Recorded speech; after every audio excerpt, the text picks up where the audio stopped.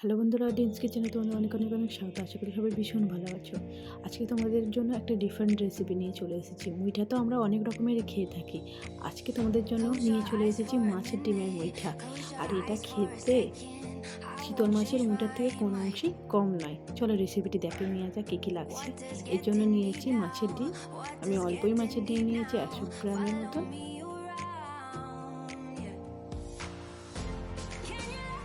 এখানে তেল গরম হয়ে গেছে। আমি আগে থেকে নুন হলুদ মাখিয়ে মাছের ডিমটা রেখে দিয়েছিলাম পরিষ্কার করে। এবার মাছের ডিমটা আমি ভালো করে ভেজে নেব। ভাজার সময় এইভাবে মাছের ডিমটা একটু খুন্তি দিয়ে কেটে কেটে দিতে হবে, যাতে ভিতরেও একটু ভালো করে ভাজা হোক। খুব বেশি ভাজা যাবে না, হালকা করে ভাজতে হবে। আর দিয়ে দিলাম আদা রসুন কাঁচা লঙ্কা পেস্ট, পেঁয়াজ কুচি, ধনিয়া পাতা কুচি, দিয়ে দিলাম অল্প একটু হলুদ গুঁড়ো, লঙ্কার গুঁড়ো, দিয়ে দিলাম গরম মশলা, আর দিয়ে দিলাম বেসন, আর দিয়ে দিলাম পরিমাণ মতো লবণ। এবার ভালো করে মাছের ডিমের সঙ্গে এই উপকরণগুলোকে ভালো করে মিশিয়ে নিতে হবে। আমি এখানে জল অ্যাড করবো না, মাখতে মাখতে এটা রেডি হয়ে যাবে।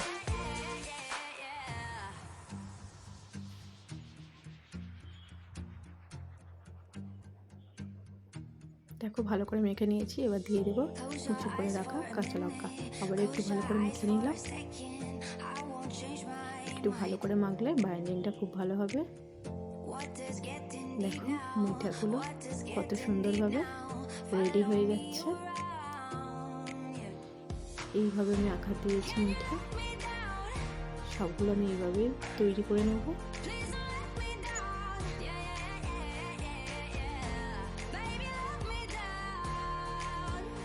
দেখুন মিঠাগুলো রেডি হয়ে গেছে। কড়াইয়ের মধ্যে আমি তেল গরম করতে দিয়েছিলাম, দিয়ে দিলাম মিঠাগুলো। এবার একটু ভেজে নিতে হবে লাল লাল করে। দেখুন মিঠাগুলো ভাজা হয়ে গেছে, এবার তুলে নেবো। এই কড়াই তেলের মধ্যেই দিয়ে দেবো গোটা গরম মশলা ফোড়ন, এলাচ, লবঙ্গ আর দারচিনি। একটু গরম হয়ে গেলে দিয়ে দিলাম পেঁয়াজ কুচি আর টমেটোর কুচি। পেঁয়াজ টমেটোটা একটু ভালো করে ভাজা হয়ে গেলে এর মধ্যে অ্যাড করে দেবো আদা রসুন আর কাঁচা লঙ্কার পেস্ট।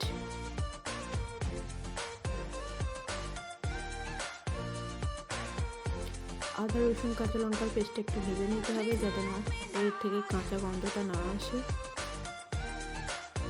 একটু ভাজা হয়ে গেলে এর মধ্যে অ্যাড করবো হলুদ গুঁড়ো আর লঙ্কার গুঁড়ো। ঝালটা আপনাদের পরিমাণ মতনই দেবেন।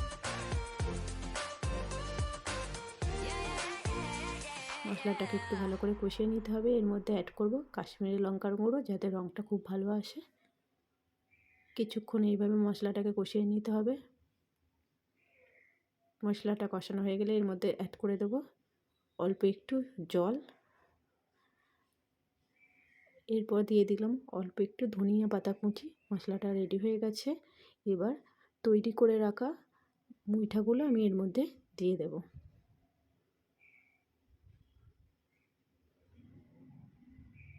দশ মিনিটের মতন এটা একটু হতে দেব, একদম লো ফ্লেমে। দেখুন মিঠাগুলো রেডি হয়ে গেছে। ওপর থেকে দিয়ে দিলাম গরম মশলা গুঁড়ো আর ঘি। এবার মিঠাগুলো নামিয়ে নেব। দেখুন মিঠাগুলো রেডি। অবশ্যই একবার ট্রাই করুন আর কমেন্ট করে জানান আপনাদের কেমন লাগলো। যদি রেসিপি ভালো লেগে থাকে অবশ্যই চ্যানেলটিকে সাবস্ক্রাইব করবেন আর ভিডিওটিতে একটি লাইক করে দেবেন। আজকের মতন এই পর্যন্ত। আবারও দেখা হচ্ছে নতুন একটা ভিডিও নিয়ে।